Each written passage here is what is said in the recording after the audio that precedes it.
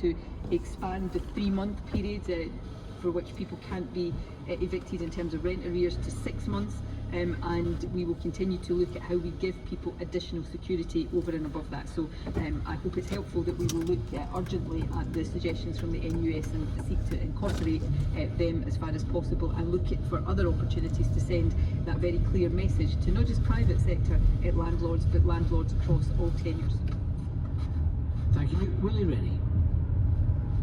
Presiding Officer, my sympathies too are with those who have lost families, friends and neighbours. I don't know anybody who's been afflicted by this disease yet.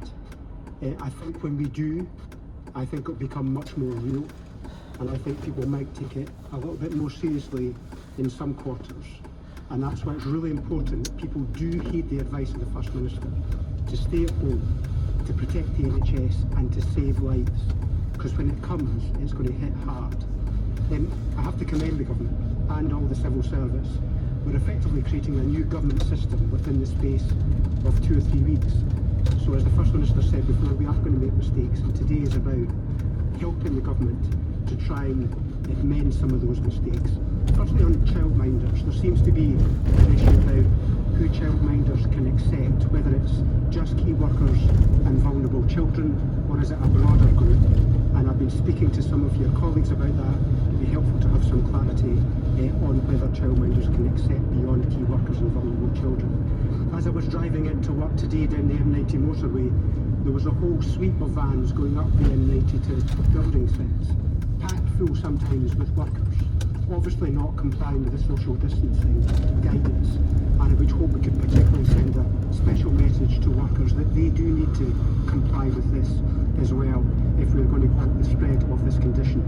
They may be worried because they are self-employed that they need to go to work to earn an income, and that's why the UK government does need to come forward with a self-employment package to take the pressure off that sector so that they can have something to live on. I appreciate the clarity on factories and workplaces, the difference between essential and non-essential. I've already had some businesses while I'm in the chamber contacting me about this. Still a little bit unclear about what actually is essential to make society work. So perhaps the First Minister could say a little bit more about what we mean on that front. And then PPE supply, I'm continuing to get lots of concerns, not just from NHS workers, but social care and nursing homes about the lack of PPE equipment. And I'd quite like to understand where the actual problem is. Is it on the distribution mechanism, or is it on sourcing them in the first place? There's a lot of questions there, but I hope the First Minister can address a few of them. First Minister. Ready for that range of questions. I'll try and give an overview just now, but we'll come back on any points of detail that are necessary.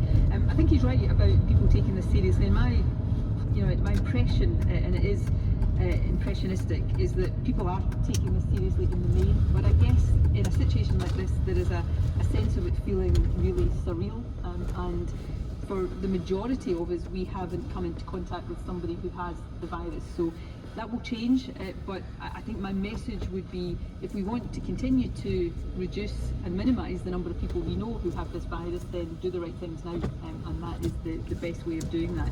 We also know that while the sort of estimates globally, and certainly based on the data here, is that the mortality rate from this is perhaps around 1%. That increases steeply as people's age increases. So it's much, much higher than that if you're in the over 70 or over 80 group, which for all of us, even if, and I think this is a mistake for young people, not that I'm calling myself a young person, but mistake for young people to think that they are not affected, that they can't get it, or that they will only get mild symptoms. There's no guarantee of that. But even if that was true, if you don't follow this advice, you're taking the risk of infecting an older, loved relative, and they are potentially at significant risk. So we've all got to think about our responsibilities here. In terms of the comments about, we have and are kind of reconfiguring an entire government right now, and everything that sits behind the government.